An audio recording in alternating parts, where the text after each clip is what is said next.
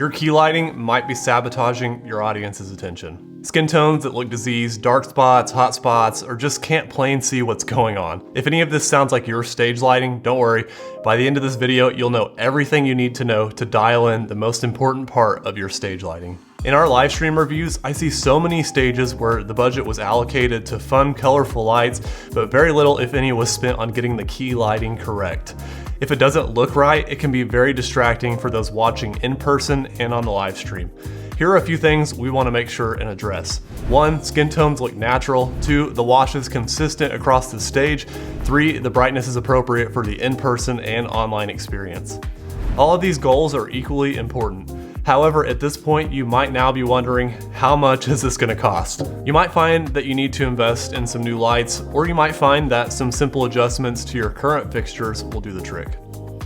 To determine your next step, we need to talk about fixtures.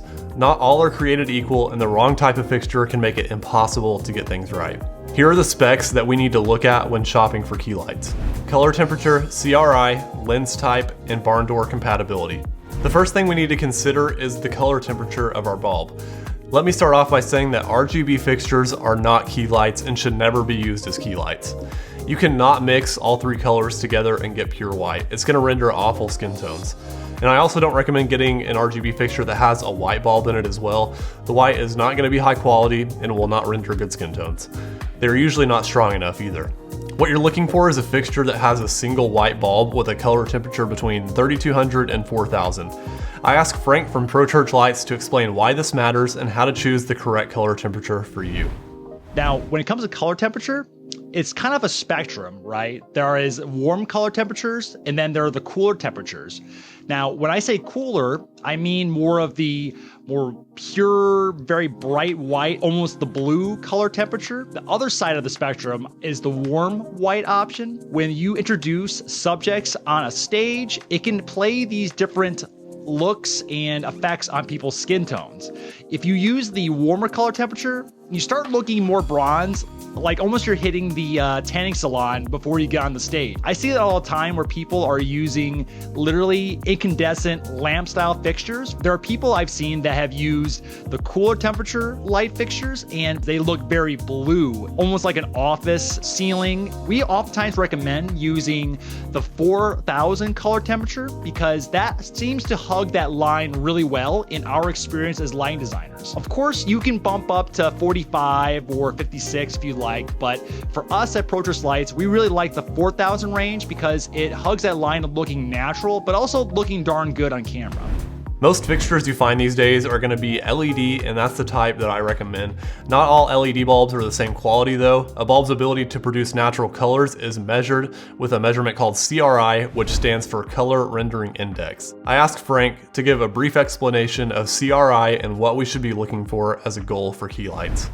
The higher the CRI rating on a fixture, the more natural and more realistic the light source will look like when compared to the sun. For churches, when it comes to using key lights, we recommend trying to go as high as you can. Now, going for a 90 CRI lighting fixture for your key light is definitely what we would recommend at PCL. All of our equipment that we use for front wash is standard at that rating. So that way your front wash will look as natural and as crisp and clean as possible. When it comes to going to lower ratings, if you're using a RGB color mixing light, the CRI rating for that is going to be significantly lower than a true white wash style fixture. The people on your stage are going to look a little more jaundicey perhaps, a little more smurfy when you try using that RGB lower CRI rating fixture on skin tone.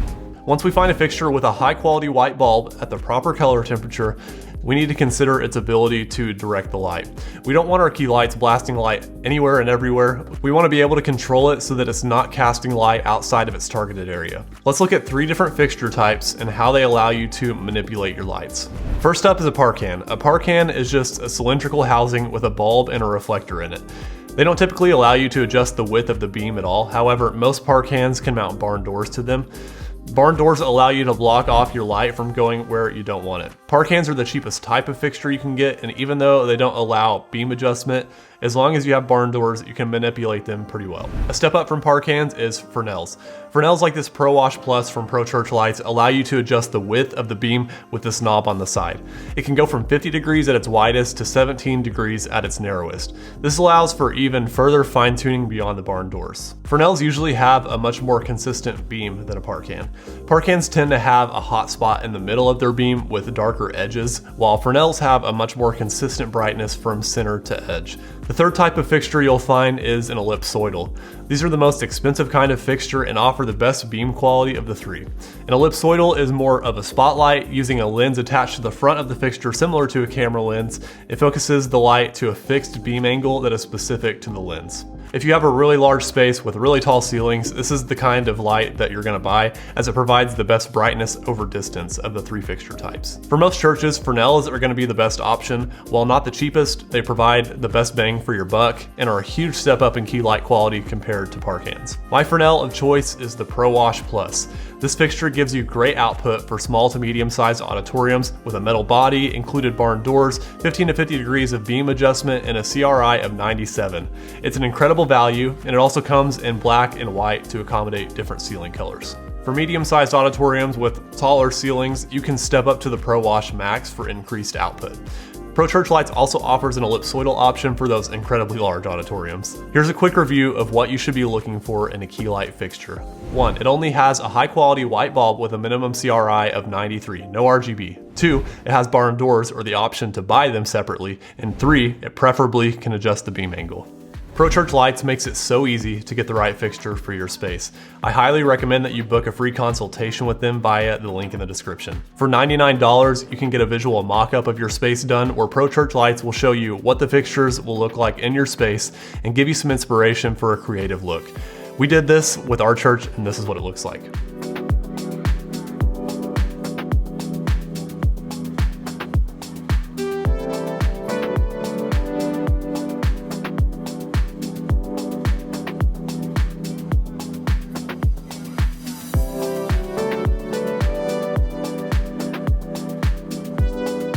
All right, now that you know exactly what fixture you need, let's talk about how to position and fine-tune our fixtures. Frank, what are the top priorities when we install our fixtures?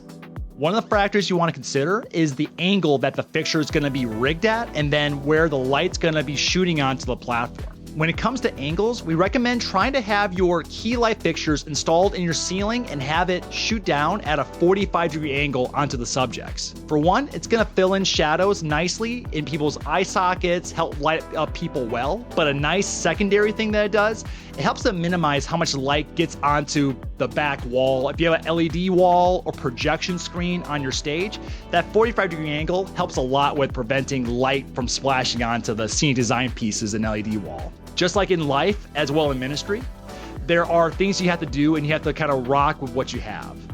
As long as your fixtures are within that 45-degree range, so meaning if it's at a 40-degree angle where it's a little more steeper down onto the subject, or more of a 50-degree angle where it's a little more shooting into the face of the subject, that's still within the sweet spot in our experience. When it comes to having your fixtures blend well nicely, you want to try to make sure that your fixtures are positioned in a way where they'll overlap just slightly, so as your speaker on the platform walks between the light fixtures wash of light, they're not going to be walking into a super strong dark zone or a hot spot. As you're doing your focusing of the light fixtures on your stage, go one at a time, and then once you're finished, turn them all on and then turn on a camera and have someone walk across the stage to try to see if you can catch those hot zones or those dark spots. An easy way I've found to fine-tune how your lights are aimed is to put some pieces of paper on a mic stand at the height of an average person and position a few of them in different positions on the stage, especially the middle, edges, and wherever the different fixtures cross over. This will give you a great reference for brightness consistency. You also need to consider obstacles between your lights and the stage. In our case, we had to raise these two hanging house lights so that they weren't in the way. Otherwise, they would be casting shadows onto the stage and anybody standing on the stage. Now, this is where the barn doors play an important role. We have our key lights positioned where we need them, but we have light spilling onto the LED wall, the walls beside the stage, as well as the front row of chairs. So we need to adjust the barn doors to keep the light off of those areas. Once you get them adjusted to where the light is only going where you want it to, make sure to have someone walk around the lit area and make sure that they don't walk out of the light. Keep in mind the height of a tall person on the stage as well. If you're not able to keep the light off of the places that you don't want it without causing dark spots where you do want it, you can try moving the light further forward or backward, just don't go too much. You want to maintain as close to a 45-degree downward angle as possible.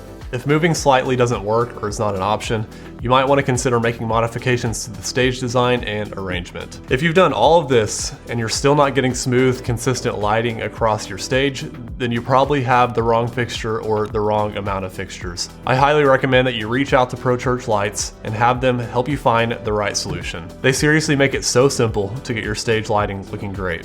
We're one of you. We're former technical directors, lighting directors, current volunteers at the local church that care deeply about serving churches and helping you light better. If you have any questions regarding any of the information in this video, let me know in the comments.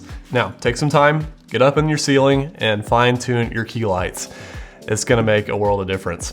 Here's to heavenly lighting in your church. I'll see you next time.